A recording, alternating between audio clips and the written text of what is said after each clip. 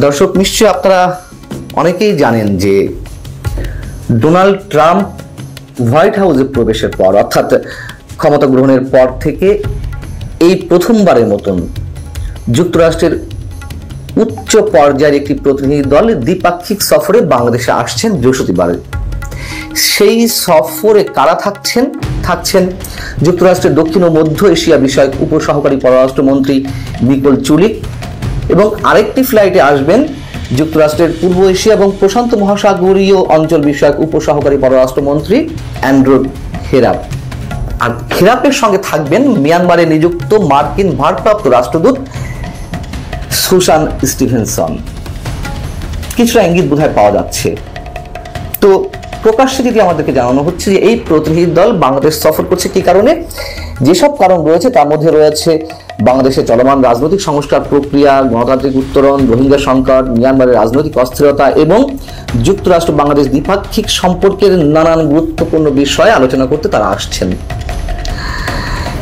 আসলে কি বিষয়গুলো এর মধ্যে সীমাবদ্ধ? একটা ইঙ্গিত তো পাওয়া গেছে, রোহিঙ্গা সংকট। কি করতে চায় তারা রোহিঙ্গা সংকট নিয়ে? রোহিঙ্গা সংকটের আড়ালে আসলে তারা কি করতে চাইছে সেটা বুঝতে হলে আমাদেরকে একটু কদিন আগে পিছনে যেতে হবে।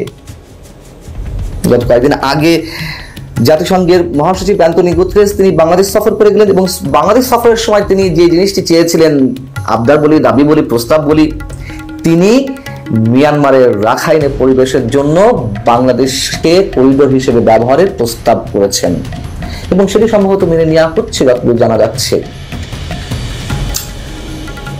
এবং এই করিডোর কি জন্য ব্যবহার করা হবে? মানবিক সহায়তা মিয়ানমারে পৌঁছে দেওয়ার জন্য এই করিডোর ব্যবহার করা হবে, এমনটি তারা বলছে। আসলে কি এর ভিতরে কি রয়েছে তা বুঝতে গেলে আমাদেরকে বার্মা অ্যাক্ট সম্পর্কে কিছুটা ধারণা দেওয়া দরকার। বার্মা অ্যাক্ট সম্বন্ধেও আপনারা নিশ্চয়ই অনেকে জানেন যে জো বাইডেন যখন ক্ষমতায় ছিলেন তখন 2022 সালে তার দেশের প্রতিরক্ষা বিভাগকে $817 বিলিয়ন একটি বরাদ্দে একটি বিলে তিনি স্বাক্ষর করেছিলেন, $817 বিলিয়ন।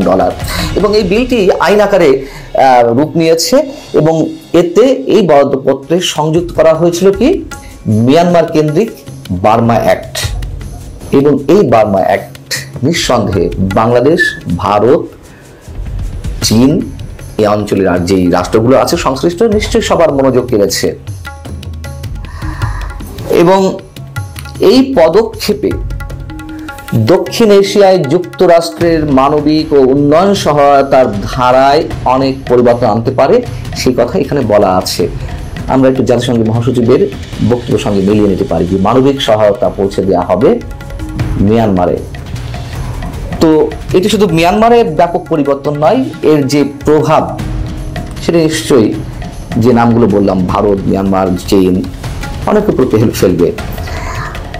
বার্মা অ্যাক্ট নামে আরো একটি অ্যাক্ট ছিল, সেটি আরো 90 বছর আগে 1935 সালে যখন ভারত থেকে মিয়ানমারকে আলাদা করা হলো, সেটি ছিল ঔপনিবেশিক ব্রিটিশ সরকারের একটি অ্যাক্ট, যে অ্যাক্টের অধীনে বার্মা বা মিয়ানমার আলাদা হয়েছিল। এখন যুক্তরাষ্ট্রের যে বার্মা অ্যাক্ট, সেই অ্যাক্ট বলতে আসলে কি বোঝাচ্ছে বা কি বোঝাতে চাইছে? তারা বলছে যে সামরিক জবাবদিহির অধীনে এনে মিয়ানমারকে তারা ঐক্যবদ্ধ করতে চায়। প্রকাশ্যে বলছে এবং বিলেও আছে যে মিয়ানমারের গণতন্ত্রের সংগ্রামকে যুক্তরাষ্ট্র সহায়তা দেবে, এবং এমনটাই বলা আছে যে রাশিয়া এবং চীন যদি মিয়ানমারের সামরিক জান্তাকে সাহায্য করে, সেক্ষেত্রে তারা বিদ্রোহী গোষ্ঠীকে, মিয়ানমারের সামরিক সরকারের বিরুদ্ধে যারা লড়াই করছে তাদেরকে সহায়তা দেবে যুক্তরাষ্ট্র। আমরা তো জানি যে মিয়ানমারের সামরিক সরকারের উপরে একাধিকবার তারা নিষেধাজ্ঞা আরোপ করেছে, তারা সামরিক জান্তার বিরুদ্ধে। এদিকে চীন সামরিক জান্তাকে সব ধরনের সহায়তা করছে, এবং মিয়ানমারের তো স্বার্থ সবার অভিন্ন, ব্যবসায়িক স্বার্থ ভারতের, চীনের, রাশিয়ার এবং যুক্তরাষ্ট্র কোনো না কোনোভাবে জড়িত। তাদের আরো একটি টার্গেট রয়েছে জ্বালানি খাত মিয়ানমারের, সেটি নিয়ে আরো ব্যাপক আলোচনা প্রয়োজন। একটু সংক্ষেপ করি। এখন বার্মা অ্যাক্ট অনুযায়ী দক্ষিণ এশিয়া নিজেদের উপস্থিতি বাড়াতে, যুক্তরাষ্ট্র তার সামরিক উপস্থিতি বাড়াতে কত রকমের ব্যাপক প্রস্তুতি নিচ্ছে তা নিশ্চয়ই অনুমান করা যায়, এবং তার একটি অংশ হচ্ছে দক্ষিণ এশিয়া যুক্তরাষ্ট্র নাগরিক সমাজ কেন্দ্রিক বিভিন্ন গ্রুপকে তারা সম্পৃক্ত করতে চায়। ওই যে বাংলাদেশে আসছে সংস্কার প্রক্রিয়া, এই ইত্যাদি ইত্যাদি আরো অনেক বিষয়ে তারা কথা বলতে চায়। নাগরিক সমাজের সঙ্গে তারা কথা বলবে, শিশু সমাজের প্রতিনিধিদের সঙ্গে, মানে অ্যাক্টে যা আছে তারা সেই প্ল্যান অনুযায়ী এগোচ্ছে। এবং যদি করিডোর হিসেবে ব্যবহার করতে দেওয়া হয়, নিঃসন্দেহে এটি বলা না বলা সমান কথা, আমাদের সেনাবাহিনীর একটা সহযোগিতা, তাদের প্রয়োজন লজিস্টিক সাপোর্টের জন্য, খুব স্বাভাবিক। এখন সেনাবাহিনী কি করবে আমরা জানি না। মিয়ানমারে মার্কিন যুক্তরাষ্ট্রের যে প্রক্সি যুদ্ধ, এই যুদ্ধকে কতটুকু সহায়তা করা হবে বা কতটুকু আমরা সেফ থেকে তাদেরকে সহযোগিতা করতে পারবো আমরা জানি না। কিন্তু এটুকু তো শোনা যাচ্ছে যে নবনিযুক্ত যে জাতীয় নিরাপত্তা উপদেষ্টা ডক্টর খলিলুর রহমান, তিনি একটি কৌশলের অংশ হিসেবে সহায়তা করিডোর, মানে এটিকে সহায়তা করিডোর হিসেবে চিহ্নিত করে বাংলাদেশে আশ্রিত রোহিঙ্গাদের মধ্যে প্রায় লাখখানেক রোহিঙ্গা সদস্যকে বা রোহিঙ্গা সম্প্রদায়ের মানুষকে ফেরত পাঠানোর একটি উদ্যোগ নিয়েছেন।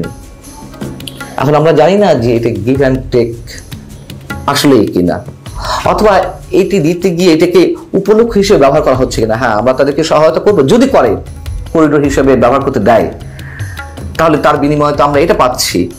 এটা কি আমাদেরকে এক ধরনের বুঝ দেওয়া? এখনো পরিষ্কার নয়। নাকি এর ভিতরে অনেক কিছু রয়েছে?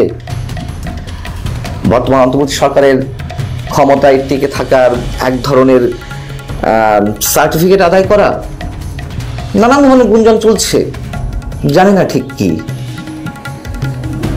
এবং এর যে বিরূপ প্রভাব পড়বে, আমরা আমাদের মোটা বুদ্ধিতে খানিকটা উপলব্ধি করতে পারি, এত সূক্ষ্ম বুদ্ধি আমাদের নেই। এবং এও শোনা যাচ্ছে যে রাখাইন রাজ্য যাদের দখলে, আরাকান আর্মির সঙ্গে বিরোধিতা, Arakan Rohingya salvation army ARSA, সেই আরসাকেও যুক্ত করা হবে আরাকান আর্মির সঙ্গে, বিরোধ মিটিয়ে যে কোনোভাবে। এবং তারা চাইছে যে একটা সমন্বিত জোট তৈরি করতে সামরিক জান্তার বিরুদ্ধে। আমাদের একটু মনে রাখা দরকার যে গত মাসে ঢাকায় মার্কিন সেনাবাহিনীর Pacific deputy commanding general lieutenant general Joel, তিনি সফর করে গেছেন, এবং তিনি যে নিঃসন্দেহে এইসব বিষয়ে কথা বলে গেছেন তা আমাদের বুঝতে কষ্ট হওয়ার কথা নয়। কিন্তু প্রশ্ন হচ্ছে, যুক্তরাষ্ট্রের এই যে বার্মা অ্যাক্ট এবং তার অধীনে তাদের যে প্ল্যানিং, সেই প্ল্যানিং গুলোর অনেক কিছু যে ইমপ্লিমেন্ট করার একটা দোরগোড়ায়, সেটিকে কি ভারত এবং চীন মেনে নিবে? যে প্রভাব পড়বে, এবং নিঃসন্দেহে সামরিক জান্তার বিরুদ্ধে মার্কিন উপস্থিতি মানে চীনের স্বার্থের বিরুদ্ধে যাওয়া, এবং চীন নিশ্চয়ই সহজে হতে দিতে চাইবে না। এবং এই যে প্রক্সি যুদ্ধ, সেই যুদ্ধের অংশ কি বাংলাদেশ হতে চলেছে? এবং বাংলাদেশ যদি অংশ হয়ে থাকে, তার বিনিময়ে বর্তমান সরকারের আসলে কি কোনো বিশেষ উদ্দেশ্য আছে কিনা? এবং ভারত আর চীনের সেক্ষেত্রে একটা কৌশলগত মিত্রতা সৃষ্টি হয় কিনা, সময় বলে দেবে, আমাদের দেখার বিষয়। আপাতত এই পর্যন্ত। ভালো থাকলো সবাই, আল্লাহ হাফেজ।